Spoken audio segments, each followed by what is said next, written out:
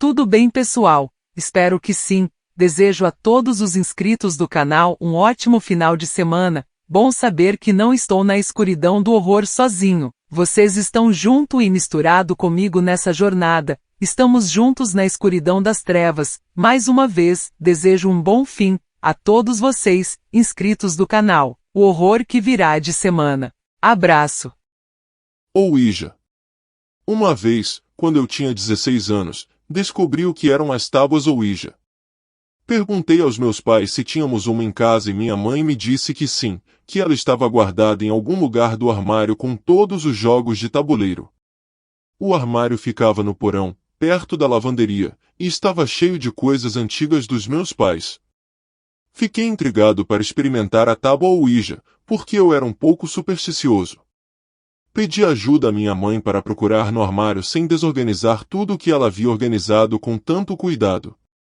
E, por fim, ela encontrou uma caixa antiga e empoeirada escrito Ouija, com duas mãos segurando a peça que se movimenta pelo tabuleiro, chamada de prancheta. A caixa estava meio deteriorada nas bordas, apesar de minha mãe dizer que eles a usaram apenas algumas vezes. Logo, convidei alguns amigos para usar a tábua Ouija comigo no fim de semana, quando eu estaria sozinho em casa, para tornar tudo mais assustador. Meu amigo Liam, que tinha 17 anos e um carro, pegou meu amigo Jack, e eles vieram logo depois.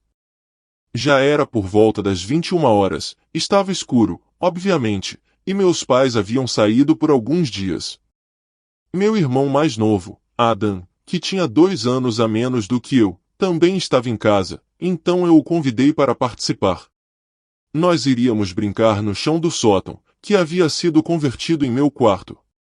Desligamos as luzes e ligamos uma lanterna que colocamos no chão, no canto do quarto, apontada para o tabuleiro. Os 4 de nós nos sentamos de um lado do tabuleiro e seguramos a prancheta, começando a fazer perguntas. Nenhum de nós nunca tinha feito isso antes, então começamos com perguntas básicas. Eu disse, se houver alguém aí, mova a prancheta. E, pela primeira vez, ela começou a se mover em direção à palavra sim. Adam perguntou, quantos anos você tem? E a prancheta foi da letra 6 para 7, formando o número 67.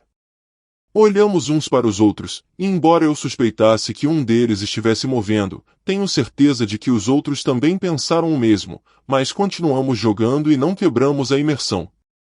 Fomos revezando nas perguntas. Em determinado momento, perguntei ao tabuleiro se era um demônio, e a prancheta foi para a palavra sim. Nesse ponto, todos nós rimos e quebramos a imersão, sabendo que um de nós estava brincando. No entanto, naquele momento, a lanterna se apagou e todos nós paramos de rir e ficamos realmente assustados. Quem fez isso? Alguém perguntou, mas estava claro que nenhum de nós tinha feito. A lanterna estava no canto do quarto, longe de todos nós. Todos nós ficamos olhando para a lanterna apagada, tentando entender o que havia acontecido. Liam se levantou e foi até ela, tentando ligá-la novamente, mas não houve resposta. Decidimos acender as luzes do quarto, mas quando Jack tentou acionar o interruptor, nada aconteceu. O quarto estava completamente escuro. Nesse momento, começamos a sentir um arrepio na espinha. Uma sensação de medo tomou conta de todos nós. Eu tentei manter a calma e disse, provavelmente é só um blackout. Vamos descer até o porão e pegar algumas velas. Ada estava quase chorando e não queria descer, mas Liam e Jack o convenceram de que seria melhor ter alguma luz. Descemos as escadas do sótão e caminhamos pelo corredor escuro até a lavanderia, onde o armário com as velas estava. Eu abri a porta do armário e comecei a procurar, enquanto Adam e Jack ficaram ao meu lado, um pouco tensos. Liam estava mais afastado, olhando ao redor para ver se encontrava alguma explicação para o blackout repentino. Foi então que ouvimos um ruído estranho vindo do porão. Era um som arrastado, como se algo estivesse sendo arrastado pelo chão. Paramos de procurar as velas e ficamos imóveis, olhando uns para os outros com expressões de preocupação. O som continuou, ficando cada vez mais alto e mais próximo. Decidimos descer as escadas do porão, apesar do medo que sentíamos. Descemos lentamente, segurando as mãos uns dos outros, até chegarmos ao porão. A única fonte de luz vinha de uma pequena janela no alto, que iluminava fracamente o ambiente. O ruído de arrastar estava mais alto agora, e eu pude ver um objeto escuro se movendo na escuridão do porão. Tremendo, nos aproximamos devagar, nossos corações acelerados. Quando a figura finalmente ficou visível, nosso medo se transformou em puro terror. Era uma boneca antiga e empoeirada, que parecia ter sido abandonada há muito tempo.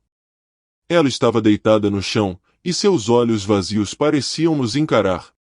A boneca estava em um canto do porão, mas não havia nada ao redor que pudesse tê-la movido. Como ela chegou ali? Quem a trouxe? Naquele momento, todos nós estávamos em pânico. Corremos de volta para o andar de cima, deixando para trás a boneca assustadora. Subimos as escadas do porão e nos trancamos no meu quarto, tentando entender o que havia acontecido. Passamos o resto da noite juntos, tentando acalmar nossos nervos abalados. A experiência com a tábua Ouija e a boneca assustadora nos deixou assombrados. Nunca mais brincamos com a tábua Ouija e nos livramos da boneca, não querendo ter mais nada a ver com aquilo. Essa noite permanece como uma das experiências mais aterrorizantes da minha vida. Até hoje, não consigo explicar racionalmente o que aconteceu naquela noite, mas aprendi a respeitar o desconhecido e a ter cuidado ao mexer com coisas que não compreendemos totalmente. História 2. Em outubro de 2015, quando eu estava no ensino médio, minha curiosidade pelo sobrenatural estava em alta. Com o Halloween se aproximando, eu estava lendo muitas histórias assustadoras sobre tábuas Ouija e as experiências das pessoas com elas. Decidi encomendar uma tábua Ouija pela Amazon e esperei por uma noite em que nossos pais não estivessem em casa para usá-la. Consegui convencer minha irmã mais nova a experimentar comigo. Sentamos à mesa de jantar com as luzes diminuídas, cada um segurando a prancheta. Comecei a fazer algumas perguntas ao tabuleiro, e minha irmã e eu nos divertimos porque parecia meio estranho e engraçado. Eu até comecei a mover a peça intencionalmente para tentar assustar minha irmã, mas ela sabia que era eu. Depois de alguns minutos brincando, começamos a ficar entediados e minha irmã queria parar. Eu sugeri tentarmos por mais alguns minutos, mas nada aconteceu. Decidimos desistir e minha irmã foi para o quarto dela, enquanto eu fui para o meu. No meu quarto, continuei lendo mais histórias de tábuas Ouija online e descobri que outras pessoas também não tiveram resultados em suas primeiras tentativas. Decidi que tentaria novamente mais tarde, quando minha irmã já estivesse dormindo. Por volta de 1h da manhã, desci novamente para a sala de jantar e diminuí as luzes mais uma vez. Tentei usar a tábua Ouija novamente, fazendo perguntas semelhantes às que fiz antes, mas em voz baixa para não acordar minha irmã. Segurei a prancheta com as duas mãos, esperando que ela se movesse, mas nada aconteceu. No entanto, desta vez, comecei a ouvir sons vindos do andar de cima, como passos suaves. Pensei que pudesse ser minha irmã, pois ela poderia ter me ouvido lá embaixo. Os sons de passos foram seguidos por uma voz feminina abafada, mas não parecia ser a voz da minha irmã, e estava vindo diretamente de cima, do quarto do meu irmão mais velho, que estava na faculdade. Curioso, fui subindo as escadas silenciosamente, e a voz ficava mais alta à medida que me aproximava do quarto do meu irmão. Era como se alguém estivesse lá dentro. Quando cheguei à porta do quarto, encostei o ouvido nela. O que ouvi foi a voz de uma mulher mais velha repetindo: "Vovó está aqui, Georgie", várias vezes. Era a voz da minha falecida avó. Todos os pelos do meu corpo se arrepiaram. Abri a porta e acendi a luz, mas não havia ninguém lá dentro.